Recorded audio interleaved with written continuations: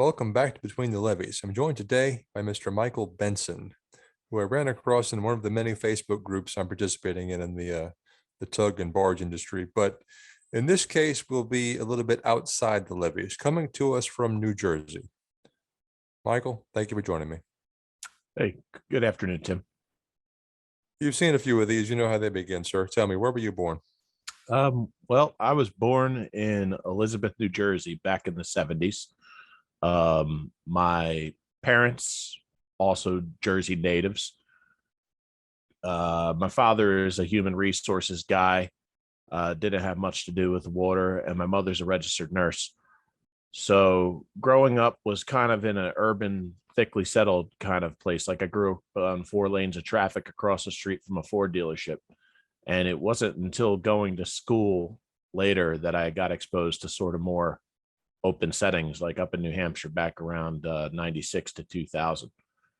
Well, tell me about your life growing up and what eventually led you to the water. Well, I was fortunate in that my grandparents had a small spot at the Jersey Shore when I was very young, like from the age of like, say, 2.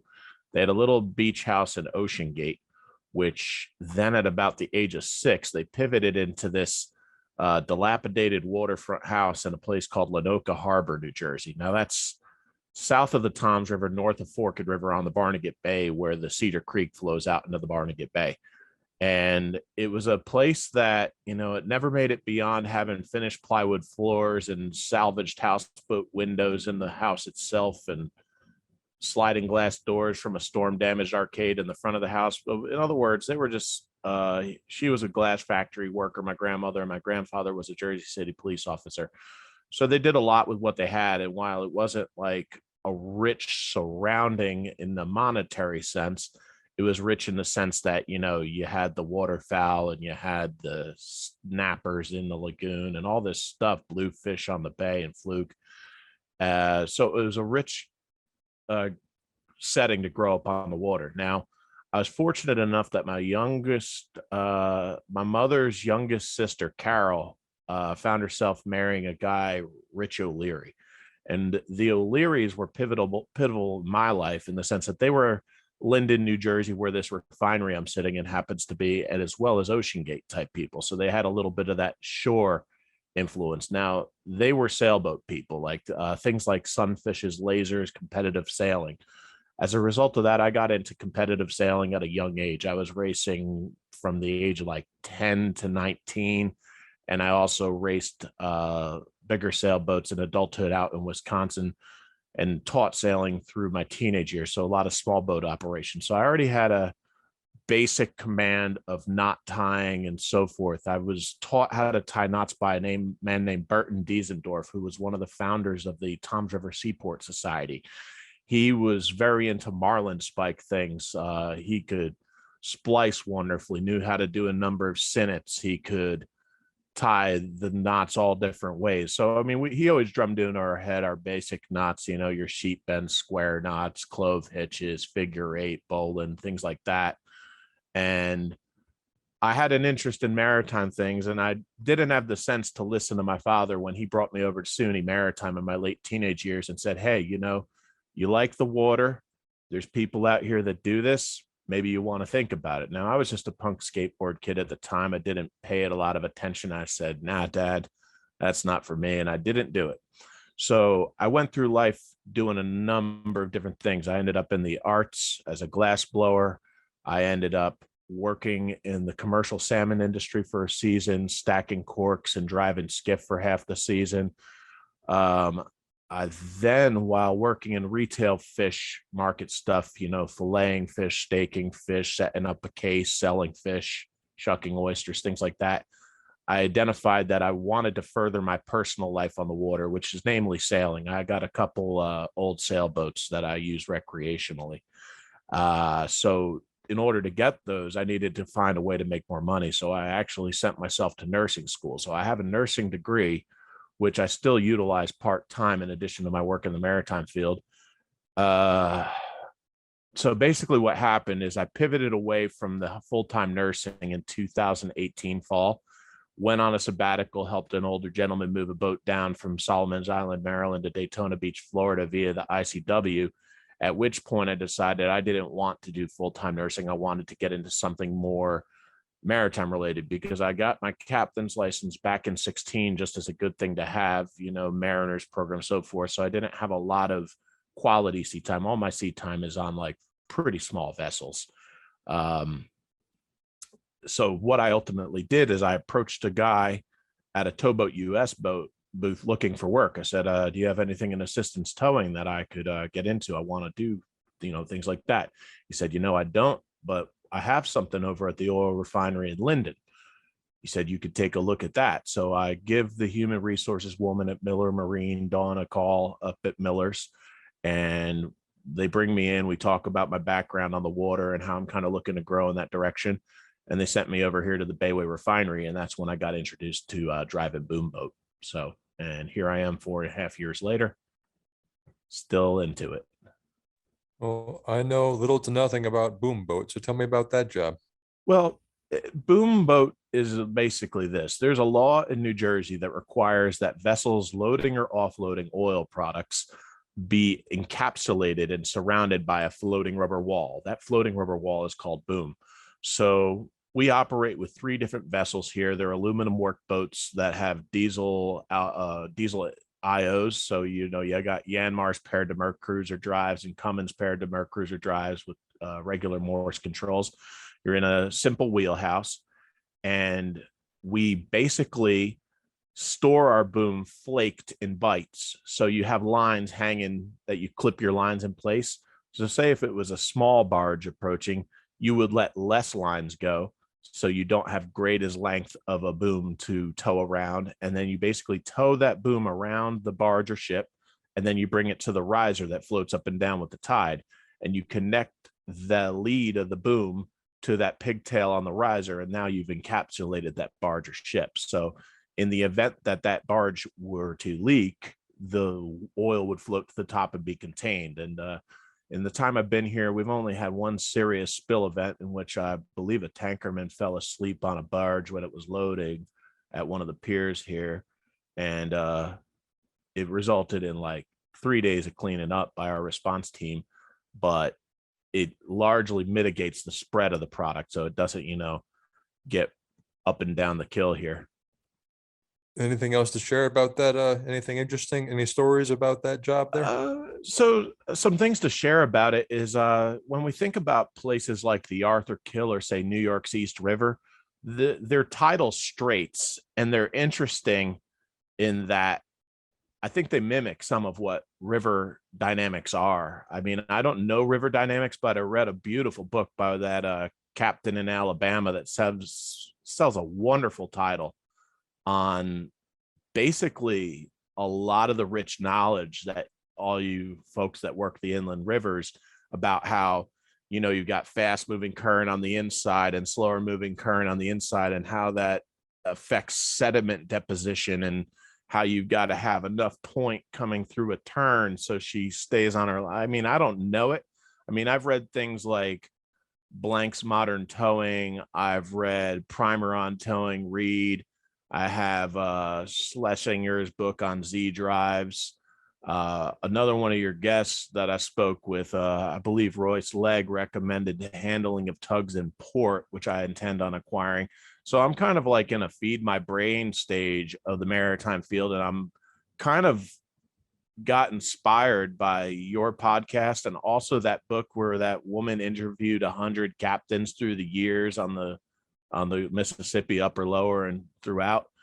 I believe I want to grow in tonnage in some way. Like, in other words, I want greater responsibility and higher skill maritime work. Like, this is small vessels. It does take some skill in the sense that I'll deal with anywhere from, like, say, 3/4 of a knot to a knot and a half of current, which I know isn't much coming from some of these river situations, but it's an introduction to moving water and how it's a dynamic process. I just feel I want to do more and I want to grow. I mean, and then because here's the thing, like this particular job, it's a lot of downtime. you do utilize boat skills such as knot tying, awareness of boat handling, all sorts of things like that.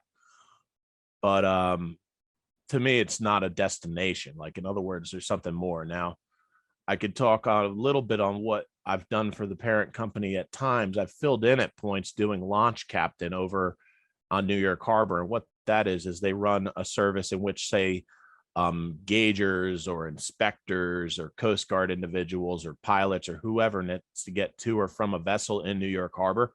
Miller's Launch has passenger launches that they will run individuals out and back from different vessels. So that was a fun thing to experience, in the sense that you do some on the fly pickups and drop offs. Like, you'll match speed with the ship that's, say, moving like, I don't know, 6 knots, 8 knots, something like that.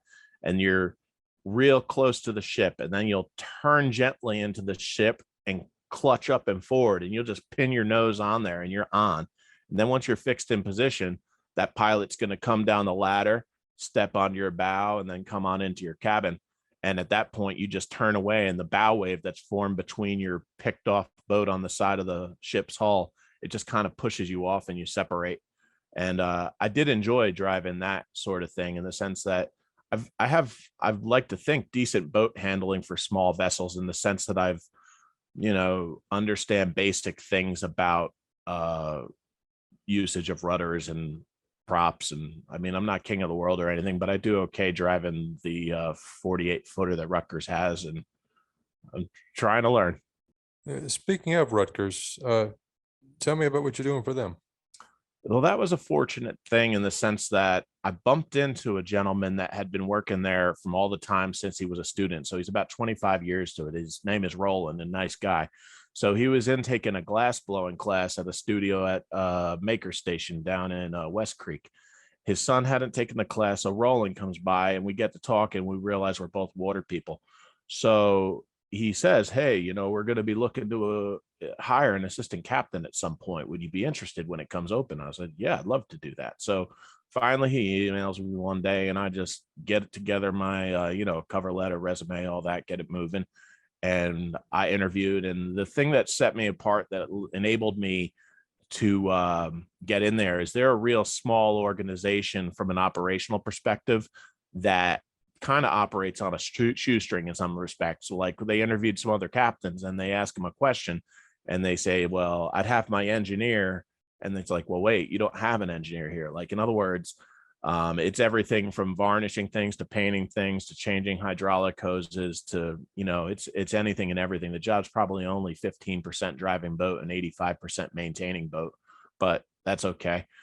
So yeah, I got brought in there, and I work alongside another captain, Captain Chip Holdeman, who's been there for some time as well. And basically we work under the scientific department, deploying a number of different types of instrumentation that listen for previous chipped fish, and also use various types of sonar to visualize things going on the bottom. And occasionally they do simple seining runs to show different students like what kind of things exist in the bay in different areas. And I know very little about the scientific side of it, to be perfectly frank, but it's a thing I like being involved in, and I just view it as another step in my development. So You said before I hit record that you spent some time in Alaska relatively recently. Tell me about that. yeah, so I worked for a captain, Tim Gossett, on the Laguna Star out of Kodiak. And what that was just a regular 44-foot seiner with at that time, it was a prop driven skiff, not a jet skiff. And so basically the 101 on salmon fishing, seining in Alaska, is you have a third of a mile long seine that is 60 foot deep. And the way it works is either the big boat or the skiff pulls the net in close to the shore. Now you have the current, the fish wish to swim against it. Now, when the fish hit that wall of net in the water, they have a strategy to try to bypass it. And that strategy is go deeper and go further out. But you thought a step ahead and you made your net shaped like a letter J. So once they get out in that bottom of the letter J, they swim in circles. That's called the hook. And they get a little confused and turn around there. So eventually what you do is you pull the lead of your net from the shallow side, bring it back towards the big boat, pass the net off, separate your skiff from it. You pick up a bridle off the stern. So now your job is to hold the boat off of the net. So, because if you push your boat on the net, you push your corks down, the fish could get out. Meanwhile, they're pulling the net in through the hydraulic belt block and the rigging, and you're stacking it on the deck as you do so. And you got to make sure you stack it high enough, because if you don't, you'll just lose deck space until you find yourself with half the net to go, but only like 5 feet of deck left. And then you're in a bit of a spot. So it's like anything else. There's things you have to know about it, but that was a lot of fun. Probably the best story I could tell about that is we were fishing by this one spot by the mainland. I want to say it's called Bird Bluffs or something. It's across the Gulf of Alaska from Kodiak.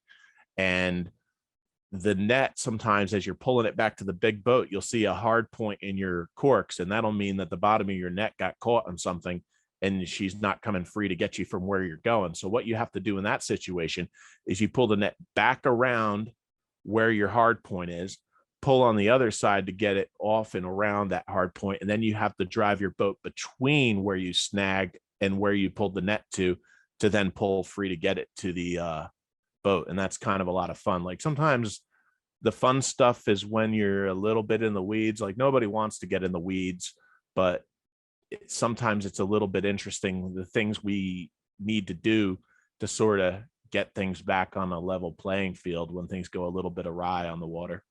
But yeah, it was a beautiful experience, Alaska.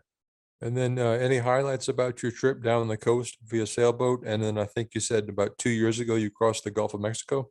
Now, the Gulf of Mexico, let's come back to that, because that was an incredible experience, and I've got a lot of talking points on that. But the trip down the ICW, frankly, was more of just day runs from marina to marina with an older gentleman. Now, the older gentleman is a guy, Jay Madden. He's an incredible guy that had a lot to do with a family that sold socks for years and years. They had like the oldest fiber mill in New York or something. And he's got a good heart, and he likes Irish whiskey and some beer, and friendly man, jovial attitude.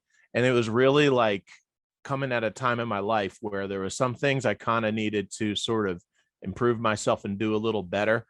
And he was sharing some past lessons in his life, and stories of, say, marriage has gone awry and marriage has gone well. And it was just like a really human experience. It really was barely about the boat. Like, in other words, sure, you anchored some, and sure, you tied up in slips, and sure, you took fuel, but it was like a very human, interpersonal thing, sharing a boat over that distance, which it always is when you're, aboard a boat for some time with some persons. Now, the situation with crossing the Gulf in the spring of 21, that's a little background. My boat I bought, called Walrus, that's a West Sail 32 heavy displacement cutter. It's 32 foot on deck, 40 foot overall, weighs 20,000 pounds, which is kind of heavy for a recreational sailboat. Anyway, I impulse bought it from California from a lawyer that had brought it back from the dead. It had sat idle in a slip for like 18 years. It had a transmission failure. So so my cousin runs a sailing program in New Orleans, and the slips down there are very affordable. I was paying about $18.50 for a calendar year for a 40-foot slip for my boat. I couldn't afford to truck it all the way home to Jersey when I purchased it. So finally, after doing all the projects I needed to have it in shape to be ready for a crossing, I depart in spring of, I want to say it was like March 28th or something. And we head on out into the Mississippi Sound, out the Wrigley's from New Orleans. And we slip out through Dog Pass underneath Cat Island and some things like that. And as the evening's going on, the winds are building. So I throw a reef in at like, say, 3-4 o'clock in the afternoon. Second reef goes in at maybe like 10 p.m. Third reef in at like 0100 on the 29th. And we positively got our butts kicked. Now, I didn't manage my fatigue well. I had two other persons aboard with me, my friend Lorraine, who's quite a trooper, and my friend Dana, who, nice guy, but he really went to pieces pretty early, and that just is what it was. So we just left him in the bunk. And after a night of getting our butts beat out in some pretty decent swell in the Gulf, Dana wasn't into it anymore. I had to take him back into Mobile uh, Mobile Bay, and then we made through the ICW over to Pensacola, where we were going to make it out that night, say the 30th. But then when we realized our solenoid has failed on our stove, we elected to take a slip that night, get some hardware to bypass and make our galley stove work, because I didn't want to make a 2-3 day passage with no stove. And we go out there. So I was expecting a cold front to pass over that night when we finally went out on the 31st.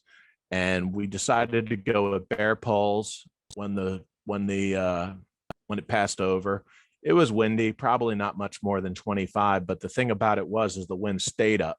And by the time it was the following afternoon and the following night and the morning after, it was pretty big out there. I'd say it looked to be every bit of like 12 foot from trough to peak, but I don't know for sure. All I remember is one particular time my stern got lifted up high and my bow looked like it was going to stuff. And it's very broad and buoyant up there, and it didn't stuff, but just woo. I haven't spent a whole lot of time in open, unprotected water. You know what I mean? Most of my life, I live a backwater bay life, and I probably have fewer than, like, let's say 1,000 miles of offshore miles if I were to estimate. So yeah, it was quite an eye opener to how serious the Gulf of Mexico is. So basically, on that crossing, I got wore really thin. I was way tired. I ended up, I'm pretty sure I banged my knee on my hard dinghy that was lashed to the cabin coach roof when I was near where I was near Tampa Bay. And my knee swelled up and my leg couldn't bend. And we had to turn in at Pensacola. Excuse me, I keep saying it wrong. I had to turn in at like Tampa. Now, I found a gentleman from the internet that was willing to help me move the boat to Jacksonville afterward to lay it up, because I couldn't make Key West in New Jersey as I had initially planned. It was to be like a 5-week trip from New Orleans to Jersey and all this stuff. But with my injury, I had to cut that short. Ended up laying it up over by Lake Okeechobee, found a very nice place near Moorhaven. The Okeechobee waterway was absolutely a fantastic experience, as long as you don't have greater than, I'd say, 45 foot of air draft. And I'm not sure what controlling depth is for the boat's draft, but it was a treat to go through there. I don't know, kind of rambled on that, but basically you do have to manage fatigue, and the ocean and the Gulf, it just doesn't quit. It'll just keep on handing you your butt. So yeah. Anything else you'd like to share about your life, your career, or this show?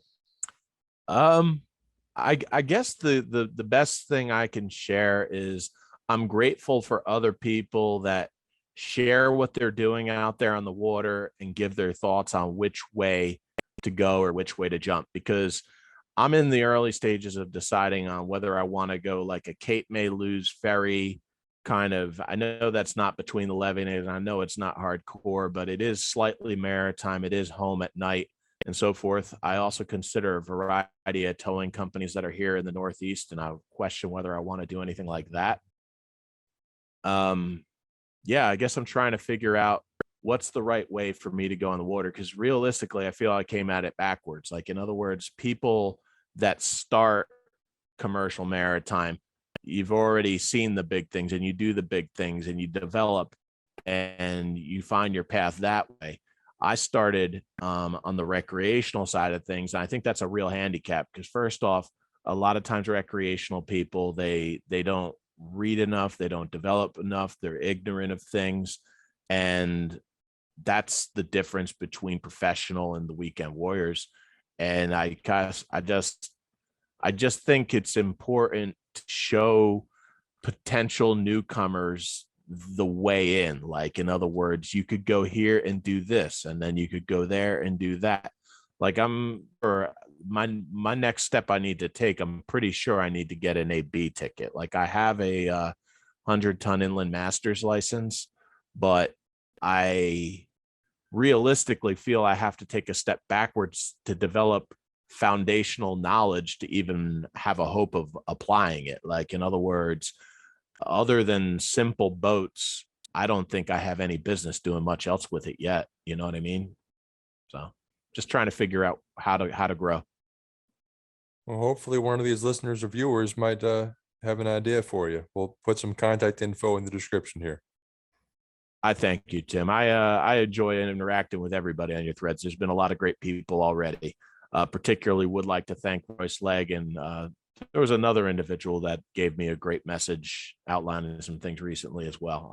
I appreciate all the professionals that have shared in your podcast, and thank you to you as well. We'll keep at it, sir. Thanks a lot. All right, will do, Tim. Thank you. Talk to you soon. This has been a production of Where You At Studios, LLC.